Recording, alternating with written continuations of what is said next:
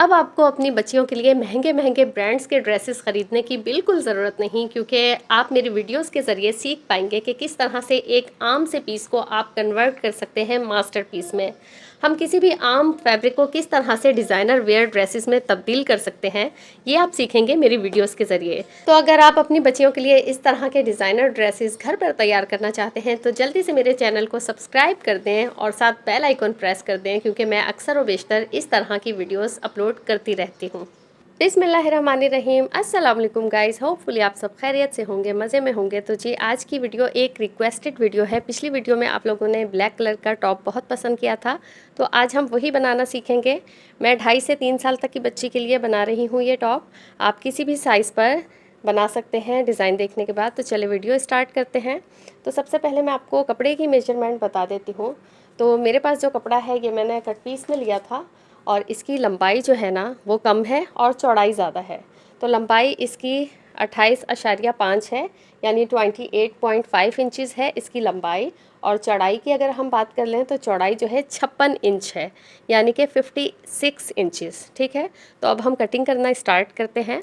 Designing करने के लिए मेरे पास ये एक लेस रखी हुई है और ये ऑर्गेन्जा का एक पीस है। तो अगर हमें ज़रूरत लगी तो या तो हम दोनों चीज़ें यूज़ करेंगे, और या फिर जो अच्छा लगा तो हम इसमें यूज़ करेंगे। तो सबसे पहले हम योक की कटिंग करेंगे। तो योक की कटिंग के लिए ये मैंने पीस निकाल दिया है। ये डबल पीस है और इसकी लंबाई मैंने 11 इंच रखी है और इस कपड़े की चौड़ाई मैंने 15 इंच रखी है, जो कि डबल करने के बाद 7.5 इंच हो जाएगी। अब सबसे पहले हमें शोल्डर की मार्किंग करनी है। तो शोल्डर की मार्किंग से पहले अगर आपका कपड़ा उरेब है तो उसको सीधा करने के लिए यहाँ पर एक स्ट्रेट लाइन लगा लेंगे, ताकि हमारे पास एक सीधी लाइन आ जाए। लेकिन यहाँ पर मेरा कपड़ा बिल्कुल बराबर है, तो इसलिए मैं डायरेक्टली मार्किंग शुरू करूँगी। तो यहाँ पे मैंने 2 मार्क लगाए हैं, एक 2.5 इंच पर जो कि गले के लिए है, ये नेक की विड्थ है, और दूसरी मार्किंग मैंने लगाई है 5 इंच पर। ये है शोल्डर की चौड़ाई। बंद वाली साइड इस तरफ है और खुली वाली साइड मेरी तरफ है। तो यहाँ पर एक मार्किंग हो गई 2.5 इंच पर नेक की चौड़ाई की, और एक मार्किंग हो गई 5 इंच पे शोल्डर की चौड़ाई की। अब ये जो शोल्डर की चौड़ाई है ना, इस पर मैंने मार्किंग की है 1/2 इंच पे। यहाँ 1/2 इंच पे मार्क लगाना है और इस 1/2 इंच की मार्किंग को मिला देना है इस नेक वाली मार्किंग के साथ। तो इसे इस तरह से तिरछा करके हमने मिला देना है इस मार्किंग के साथ, क्योंकि हमें शोल्डर स्लैंट रखना होता है। अब इसके बाद अगली मार्किंग हम करेंगे शोल्डर डीप की, यानी कि आर्म होल की। तो 5 हमने शोल्डर रखा था, तो हम 5.5 लेंथ रखेंगे शोल्डर डीप की। तो 5.5 पे यहाँ पे मैं एक मार्क लगा दूँगी इस तरह से। अब जहाँ पर ये मार्किंग ख़त्म हो रही है 5.5 पे, यहाँ से हम लगाएंगे चेस्ट के लिए मार्किंग। चेस्ट की मार्किंग मैं यहाँ कर रही हूँ 7.2 इंचेस। आप थोड़ा कम या ज़्यादा कर सकते हैं, मुझे तैयार 6.5 चाहिए, तो मैंने ये कपड़ा बढ़ता हुआ रखा है। अब यहाँ पर हम लाइन ड्रॉ करके इसको इस तरह से बंद कर देंगे। तो ये हमारे पास एक एल शेप में निशान आ गया है। अब यहाँ से हमें मार्किंग करनी है 1/2 इंच पे। तो या तो आप एक इस तरह लाइन ड्रॉ कर लें या फिर ऐसे ही एक पॉइंट लगा लें। अब आपने यहाँ से सीधा लेते हुए आना है और यहाँ पर आके हल्की सी कर्व शेप दे देनी है। कहाँ तक? जहाँ तक हमने कटिंग के लिए लाइन लगाई है। तो यहाँ पे आपने एक राउंड शेप दे देनी है। फिर उसके बाद हमने लास्ट मार्किंग करनी है यहाँ वेस्ट के लिए। तो यहाँ पर मुझे चाहिए 6.7 इंचेस, 6.5 6 7 इंचेस। ठीक है, तो ये हमारी मार्किंग हो गई है कंप्लीट। अब इस मार्क को इस लाइन के साथ मिला देना है। इसी के मुताबिक हमने कटिंग कर लेनी है।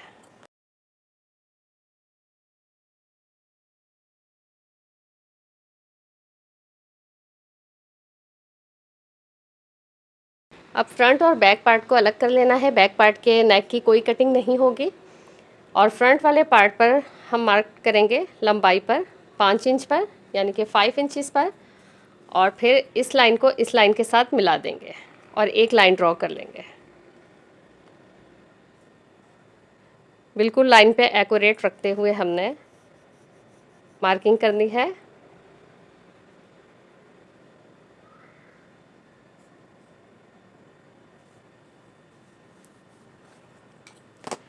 और इस तरह से इसे मिला देना है। अब इसी के ऊपर हमारी कटिंग हो जाएगी।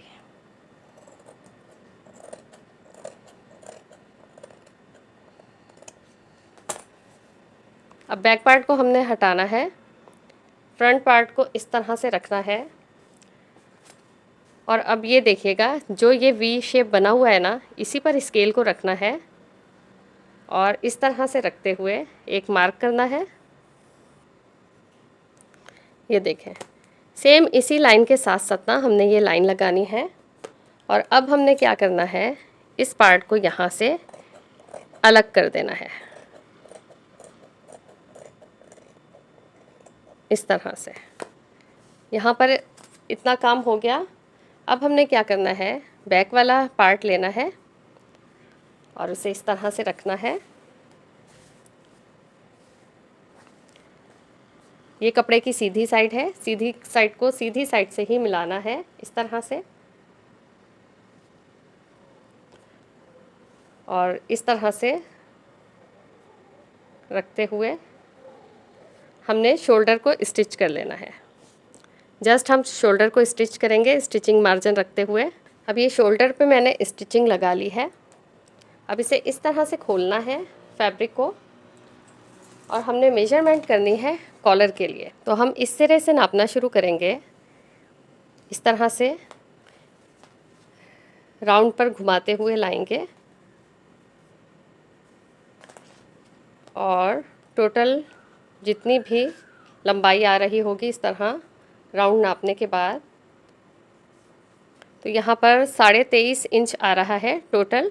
तो हम थोड़ा बढ़ता हुआ रखेंगे, तो मैं यहाँ पर 25 इंच लूँगी। ठीक है, 23.5 आ रहा है तो हमने 25 इंच रखना है ताकि थोड़ा सा हमारे पास एक्स्ट्रा फैब्रिक हो। कॉलर के लिए पट्टी कट कर ली है मैंने, और इसकी मेजरमेंट भी देख लें आप। इस तरह से लंबाई में ये 4 इंच है और चौड़ाई में 25 इंच होनी चाहिए, बट मेरे पास कपड़ा ज़्यादा था तो मैंने जितना लंबा था ऐसे ही रहने दिया है। अब हम फ्रिल के लिए कपड़ा निकालेंगे, और फ्रिल के लिए जो मैंने कपड़ा लिया है ये डबल है, और इसकी चौड़ाई जो है ये 28 इंच है और इसकी लंबाई 7 इंच है। और ये जो योक के पास से नीचे फैब्रिक बचा था ना, हमने वही लेंथ में लिया है।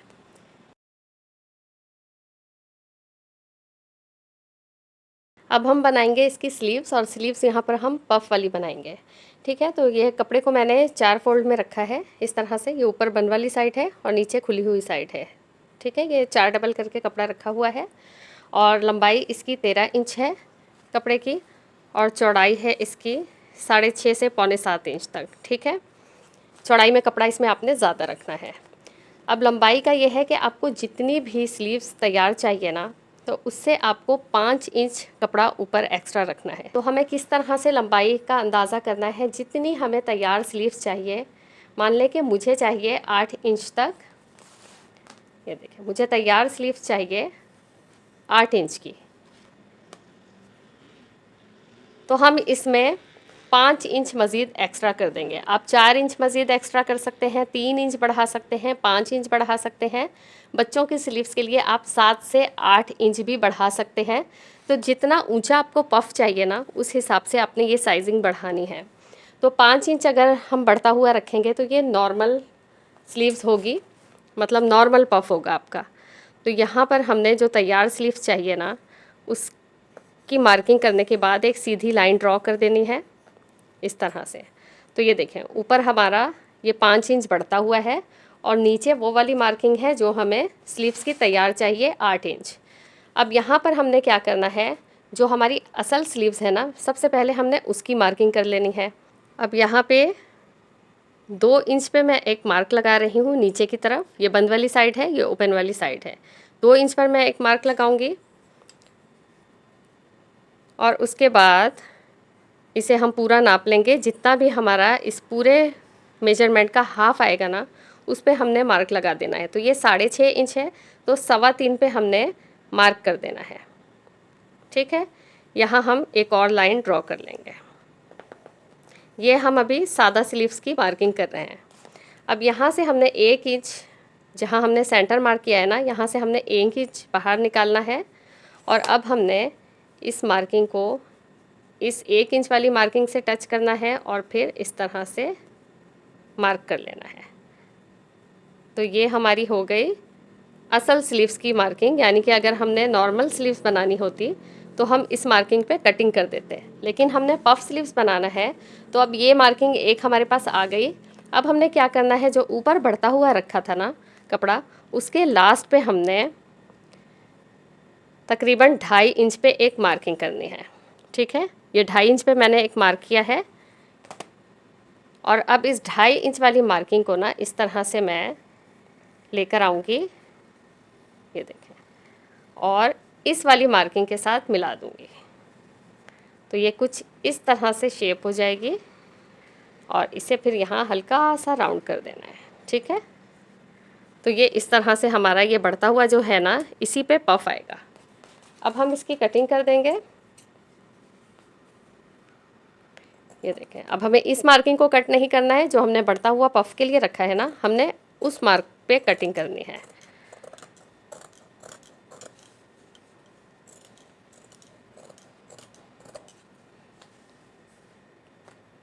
ठीक है, अब सेंटर का मार्क लगा देंगे यहाँ पर।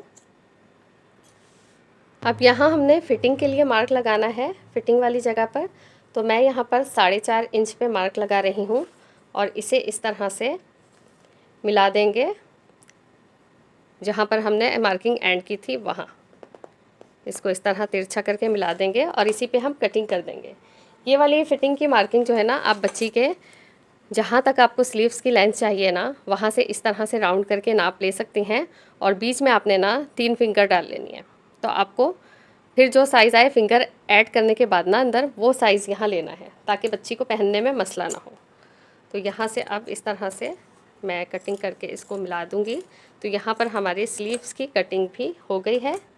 अब एक कट हमने ऊपर लगाया था और एक कट हम जहाँ से हमने बढ़ता हुआ कपड़ा रखा था ना, यहाँ पर भी एक कट लगा देंगे ताकि हमें पता चले कि प्लीट्स हमें यहाँ से लेनी है। ठीक है, आगे और पीछे दोनों तरफ अच्छी तरह से कट लगा देना है। अब हम कॉलर की पट्टी लगाएंगे। तो ये मैंने योक को इस तरह से खोल लिया है और हम लगाना शुरू करेंगे पट्टी को उल्टी साइड से। फैब्रिक की उल्टी साइड हमने ऊपर की साइड रखनी है और सीधी साइड नीचे की तरफ। और कॉलर को भी हमने इसी तरीके से रखना है, सीधी साइड नीचे की तरफ और उल्टी साइड ऊपर की तरफ। और अब हमने यहाँ से कॉलर किसी भी एक साइड से आप लगा सकते हैं जो आपको सीधा पड़े। थोड़ा सा बढ़ता हुआ रख लेंगे यहाँ पर। मैंने तो पट्टी ली भी काफ़ी एक्स्ट्रा है, तो कम ज़्यादा का कोई चक्कर नहीं है। बट आप अगर 25 इंच की लंबाई भी रखेंगे तो इंशाल्लाह कोई मसला नहीं होगा। अब इस तरह से एक बूट का गैप छोड़ते हुए हमने इसको स्टिच करते जाना है। जब तक मैं ये पट्टी स्टिच कर रही हूँ, आप जल्दी से लाइक का बटन प्रेस कर दें और अगर चैनल पर आने वाले नए हैं तो सब्सक्राइब भी कर दें जल्दी से।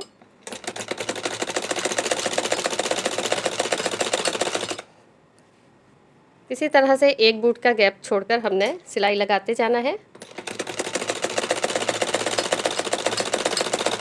अब ये देखें, जहाँ शोल्डर की सिलाई आई है ना, वहाँ पर आपने एहतियात के साथ इस तरह लाना है और जहाँ पर सिलाई है वहाँ पे लाके रोक देना है पहले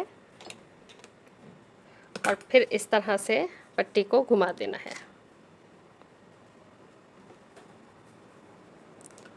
इस तरह से घुमाने के बाद अगेन फिर स्टिचिंग करनी है।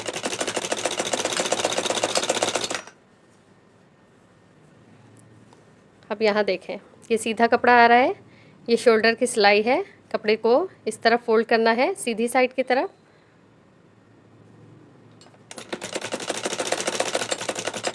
स्टिच करते हुए लाएंगे और इस सिलाई पे लाके रोकेंगे।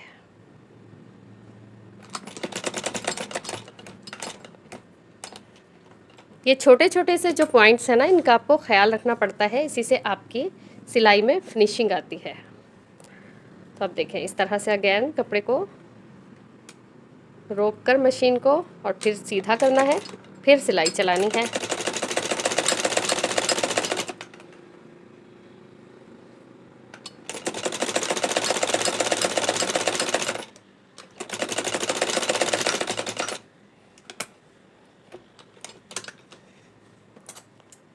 यहाँ पर हमारा कंप्लीट हो गया है, ये देखें। अब एक्स्ट्रा फैब्रिक जो है ना मैं अभी कट नहीं करूँगी, इसे हम बाद में कट करेंगे।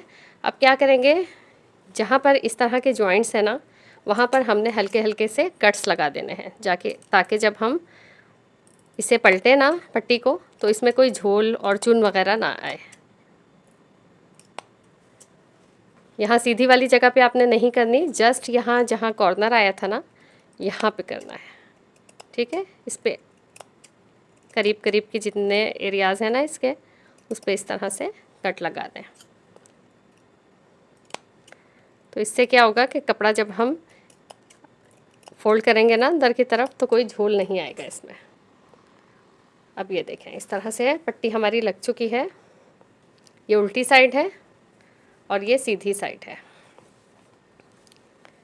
अब हमें इस तरह से फैब्रिक को अंदर की तरफ करना है और पट्टी को इस तरह से फोल्ड करना है, सिलाई का मार्जिन अंदर करना है और अब हम एक टॉप स्टिच यहाँ लगाएंगे। बिल्कुल किनारे किनारे पर स्टिच लगाते जाएंगे।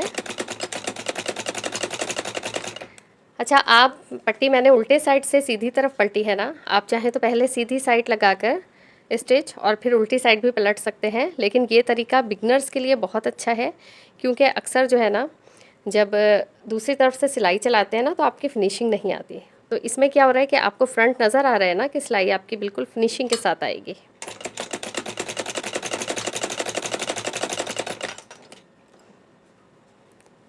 अब इसी तरह से मैं कपड़ा फोल्ड करती जाऊंगी और स्टिचिंग करती जाऊंगी।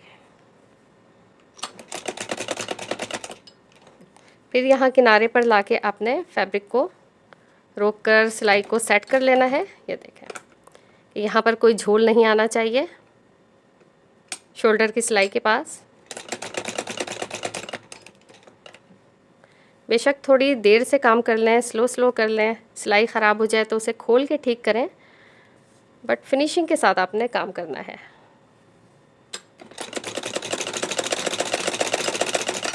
ये मैंने पूरा कॉलर आपके सामने इसीलिए लगाया है कि आपको कोई कन्फ्यूजन ना रहे कि किस तरह से कॉलर लगाना है। ये देखें, इस तरह से फैब्रिक फोल्ड करना है, एक्स्ट्रा सारा मार्जिन अंदर की तरफ, और यहाँ पे भी आपने देख लेना है कोई झोल ना आए।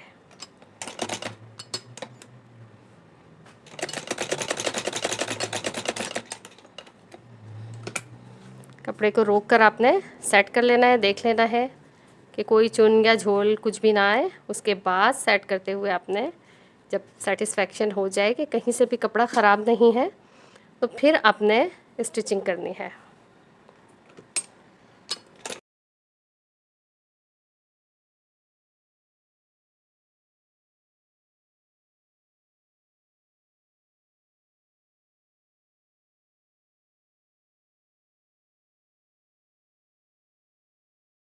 अब ये देखें, यहाँ पर कॉलर लग चुका है। अब हम एक्स्ट्रा जो कॉलर का पीस है ना उसे कट कर देंगे, यहाँ वाला भी और इस तरफ जो हमने रखा था ना इसे भी। अच्छा, अब हमने फैब्रिक को हर तरफ से बराबर करके रख लेना है, कट को कट से मिला कर रखना है हर तरफ से, कॉलर को भी सेट कर लेना है। उसके बाद हमने क्या करना है, नॉट पिन्स लेनी है और इस तरह से इन दोनों फैब्रिक्स को मिलाना है, कॉलर को और ये नीचे वाले पार्ट को, और इस तरह से हमने यहाँ पर नॉट पिन को अटैच कर देना है। ठीक है, सेट करते हुए अच्छी तरह से कि कॉलर में भी क्रीज ना आए, और इस तरह से हमने पहले ही सेट करके रख लेना है ताकि हमें सिलाई के वक्त कोई परेशानी ना हो। ठीक है, अब ये सिलाई हमने यहाँ तक लगानी है।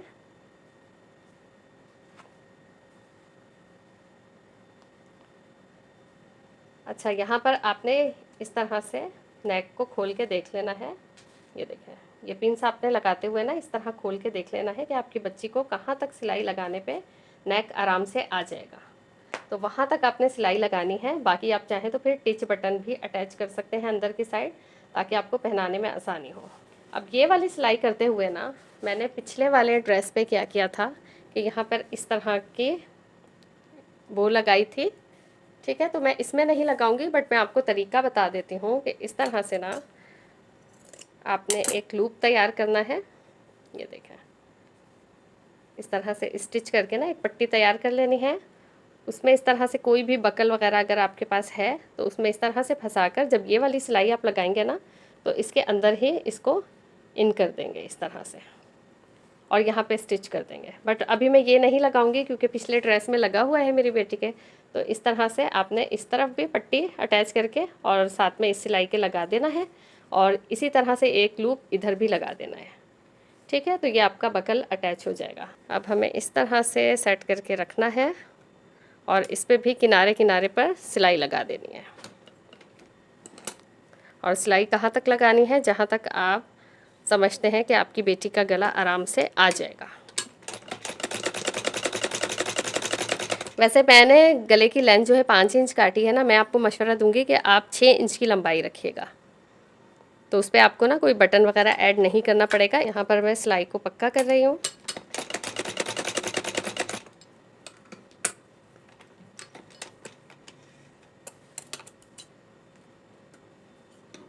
ये सिलाई हो गई है, अब ये पिंस निकाल देंगे। अब इसे बैक साइड पे पलटना है इस तरह, और यहाँ हमने क्योंकि टिच बटन अटैच करना है तो यहाँ पर इस तरह से ना पतली करके सिलाई चला देंगे ताकि धागे वगैरह ना निकलें। ये देखें, इसे बिल्कुल बारीक सा फोल्ड करना है, जस्ट इसलिए कि धागे वगैरह ना निकले अंदर की साइड।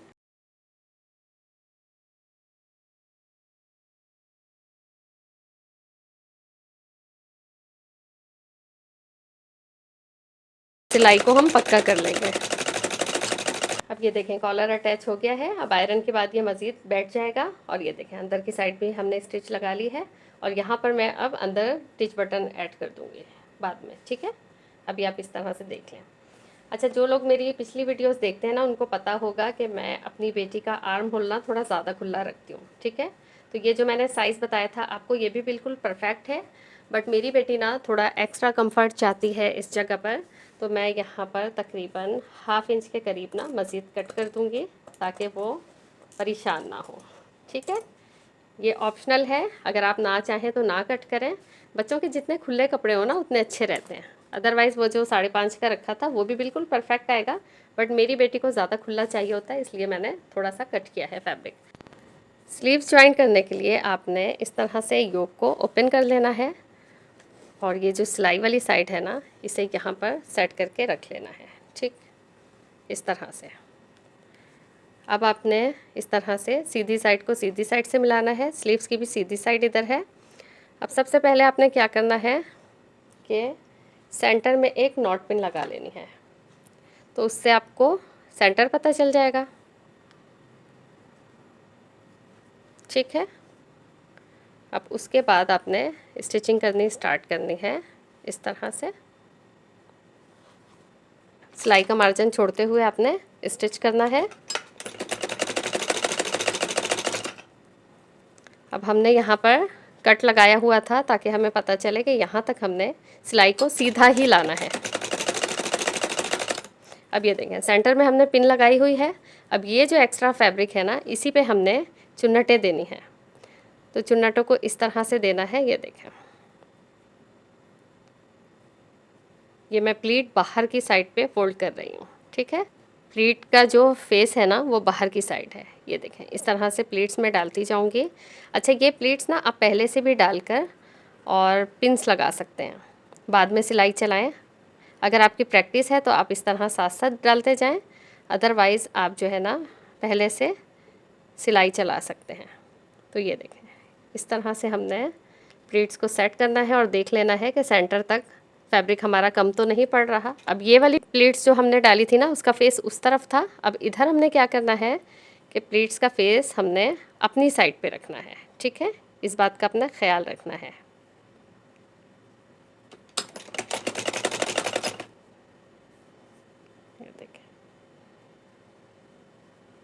एक स्लीव्स मैं आपके सामने लगाऊंगी, उसके बाद फिर मैं दूसरी स्लीव्स जो है वो ऑफ कैमरा लगाऊंगी। ये देखें इस तरह से आपने चुन्नटें देते जाना है। फिर कपड़े का भी ध्यान रखना है कि यहाँ पर ये कपड़ा पूरा आ रहा है या नहीं, ताकि आपको पता चले कि मज़ीद आपने कितनी प्लेट्स देनी है। तो यहाँ पर देखें 2 प्लेट्स मज़ीद आ जाएंगे, उसके बाद हमारी प्लेट्स कंप्लीट हो जाएंगे।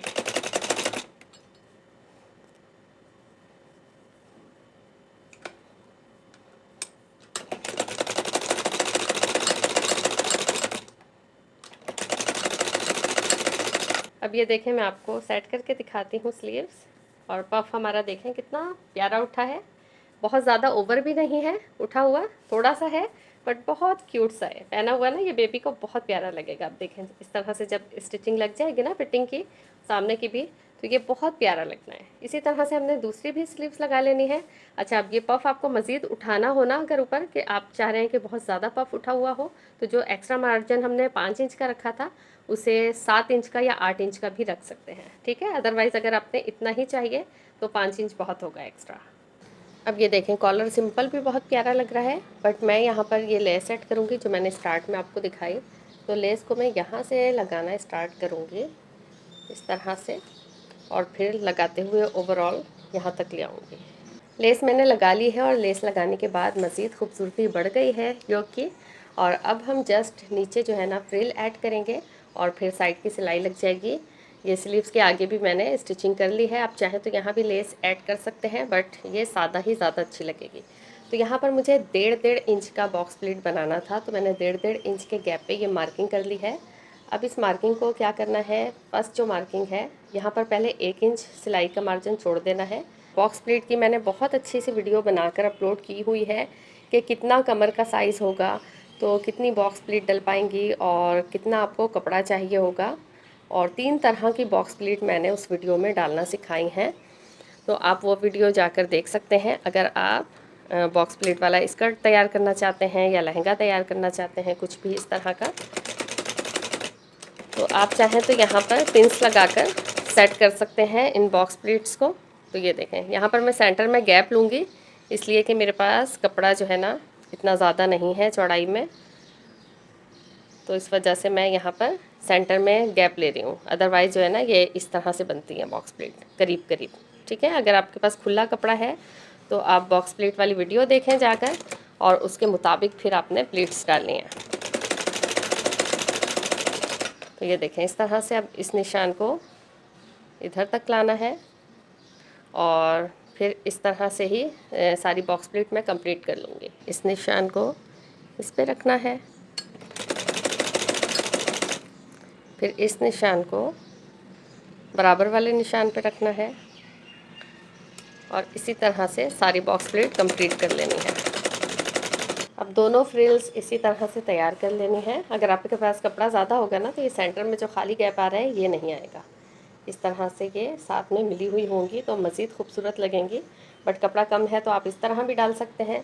अगर बॉक्स प्लीट आपको पसंद नहीं है तो यहाँ पर आप बॉक्स प्लीट की बजाय सिंपल प्लीट्स भी डाल सकते हैं, ठीक है। तो जस्ट अब इस तरह से जो है ना फैब्रिक को रखना है और फ्रिल को अटैच कर लेना है। एक सिलाई इधर आ जाएगी, और फिर इसी तरह से बैक पे भी, और फिर जस्ट हमने उल्टी साइड से साइड की सिलाई कर लेनी है। और ये देखें, फ़्रॉक मैंने कंप्लीट कर ली है। साइड की स्टिचिंग के बाद मैंने ये नीचे की भी हेमिंग कर ली है, बिल्कुल पतली सी फोल्डिंग की है नीचे जस्ट। और ये एक और काम फ्रिल लगाने के बाद आपने करना होता है कि यहाँ पर एक टॉप स्टिच ऊपर से लाजमी लगानी होती है, इससे फिनिशिंग बड़ी अच्छी आती है। अब ज़रा देख कर बताएं कि ये किसी भी ब्रांडेड अच्छी महंगी सी फ़्रॉक से क्या कम लग रही है। बिल्कुल भी ऐसा नहीं लग रहा कि ये घर में स्टिच हुई है। माशाल्लाह माशाल्लाह, इतनी खूबसूरत प्यारी सी फ़्रॉक बन के तैयार हुई है। आप पफ स्लीव्स देखें कितनी फिनिशिंग के साथ बने हैं। अच्छा, पफ स्लीव्स के ऊपर ना मैं एक डिटेल वीडियो आपको बनाकर दूंगी इंशाल्लाह। उसमें आपको ना 3-4 तरीके की पफ स्लीव्स बनाना सिखाऊंगी। और ये साइड पर देखें, जस्ट मैंने ये ऑर्गेन्जा के फैब्रिक की एक बो बनाकर लगाई है। इसका फैब्रिक जो है ना मैंने चौड़ाई में 5.5 इंच रखा था और इस तरह से लंबाई में 5 इंच, और उसका बॉक्स तैयार करके उस तरह से बना दिया, और सेंटर में एक पर्ल ऐड कर दिया। अच्छा, यहाँ पर मैंने 2 टिच बटन ऐड किए हैं। अच्छा, पिछली जो फ्रॉक थी ना ब्लैक वाली, जो कि आप लोगों ने पसंद की थी, अगर किसी ने वो वीडियो नहीं देखी है तो वो भी जाकर देखिएगा। उसमें फ़र्क सिर्फ ये है कि ये लेंथ जो है ना नेक की मैंने सेंटर से ज़्यादा रखी थी। वो 6-6.25 इंच का मैंने नेक कट किया था लंबाई में, और ये जो है छोटा कट किया है तो ये थोड़ा गले के साथ लगा हुआ होगा, और अगर आपने लंबा कट किया तो लंबा भी आपको नज़र आ रहा होगा। सेम मेरी मेजरमेंट्स को फॉलो करते हुए, वीडियो को फॉलो करते हुए और विदाउट कोई भी पार्ट स्किप करते हुए आप अगर फ़्रॉक की स्टिचिंग कटिंग करेंगे ना, तो आपसे कोई भी गलती नहीं होगी इंशाल्लाह। अच्छा, मैं पिछली आपको फ़्रॉक भी दिखा देती हूँ। ये देखें, सेम यही चीज़ है, सिर्फ ये देखें इसका नेक यहाँ से थोड़ा लंबा है, लेंथ में ज़्यादा है, ये थोड़ा गले के साथ लगा हुआ है और यहाँ जो है ना आपका नेक थोड़ा नज़र आता है। तो आपकी बच्ची के लिए जो कंफर्टेबल हो आप वो बनाइएगा। इसमें मुझे बटन वगैरह ऐड नहीं करना पड़ा, बट ये मैंने थोड़ा छोटा बनाया था तो इसमें मैंने बटन लगाया है। बाकी ये देखें, यहाँ पर मैंने बकल ऐड किया था इस तरह से, और इसका तरीका भी मैंने वीडियो में बता दिया है। और यहाँ पर मैंने इसमें बो यूज़ की है। तो आपने बताना है कि कौन सी फ़्रॉक आपको सबसे ज़्यादा अच्छी लगी। तो ये थी मेरी आज की वीडियो, उम्मीद है आपको पसंद आई होगी। अपना, बच्चों का, बड़ों का ख्याल रखिएगा, खुश रहिएगा, खुशियाँ बांटिएगा। अल्लाह हाफिज़।